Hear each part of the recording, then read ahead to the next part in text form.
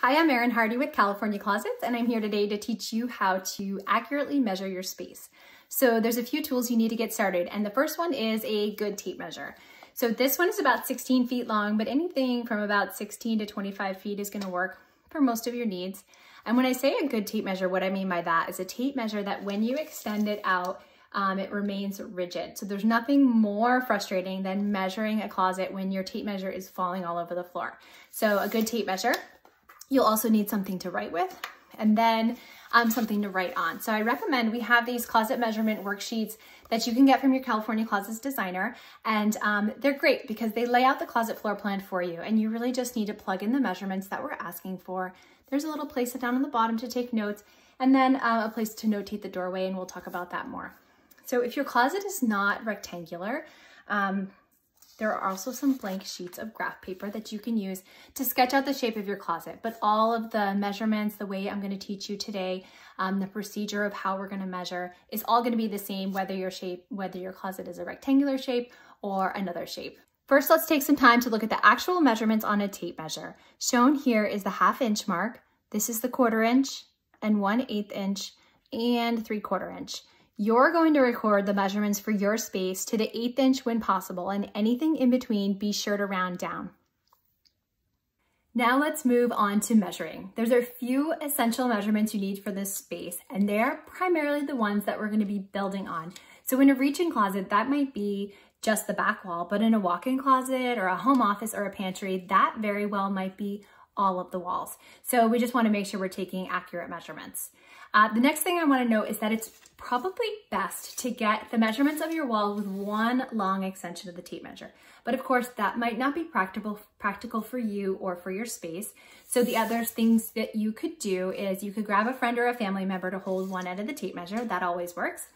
Or you could do it yourself by using an extension of the tape measure, making a tick mark on the wall, and then measuring from that tick mark, continuing down the wall, and then at the end, adding up all of those measurements to get the overall wall measurement. The one other thing I want to mention is that you are likely measuring your closet and it's full of stuff. And so if that's the case, do your best to get as best measurements as you can. You also could pull a few things out to make it a little bit easier. And then if you have any existing poles or hanging racks or cabinetry in your closet, be sure not to include those in the measurements that you take for us. What we want to see are measurements of the bare closet and what it will look like when everything's taken out just before California Closets comes to install. We'll use a standard procedure of measuring, starting in the doorway and working clockwise around the room. The walls to the left and the right of the door opening on the front wall of your closet are called return walls. The first wall on your left as you walk in the space will label as A, and we'll work around the room walls A through E, measuring each one and recording in order. As you measure around the room, the width of each wall, I'm gonna ask that you measure the width of each wall a minimum of 2 times at differing heights around the closet. So there's a few reasons for this. So the first reason is simply, it just sort of double checks our work and makes sure we're taking accurate measurements. The second thing it does is it really checks for any discrepancies in the walls. If they're not perfectly square, if one part of the wall is smaller than the other, we make sure we build the closet system to the smallest part of the wall to make sure everything's gonna fit. So here I'm gonna go ahead and measure, and I'm gonna extend my tape measure out, and I'm gonna place it on the wall. So I'm gonna measure at 2 different heights. Like I said, I'm gonna start by measuring down low, and I'm gonna put the tape measure here all the way into the corner. I'm gonna keep my tape measure flat against the wall, and I'm trying to keep it level, trying not to dip down low or try to pull it up high. I'm gonna try to keep as level as possible, extend it all the way into the corner. And then I'm gonna look, and it looks like my measurement here is 76 inches. So then I'm gonna come up high. Remember, we're gonna measure at different heights. So I'm gonna do the same thing. I'm gonna press my tape measure all the way into the corner, making sure it's snug.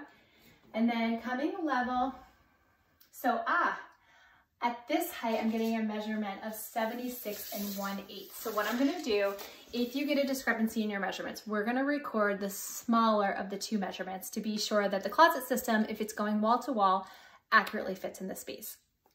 A few things I wanna note is that you're not gonna want to measure on the floor of the closet because likely you have baseboard moldings. And if you're measuring on the floor, you're going to measurement from baseboard molding to baseboard molding when we actually want the measurement to be from wall to wall. So we want to make sure, let's say mid, low, mid, or high on the wall. Try not to measure on the floor. Okay, so the next thing we're gonna do is we're gonna talk about ceiling height measurement. So when I measure the ceiling height, super easy. What I'm gonna do is I'm gonna take the tape measure against the floor, and I'm just going to roll the tape measure all the way up the wall. Pretty simple. We wanna make sure we're rolling up against the wall and we're not measuring in the middle of the room, and I'm gonna show you why in a second.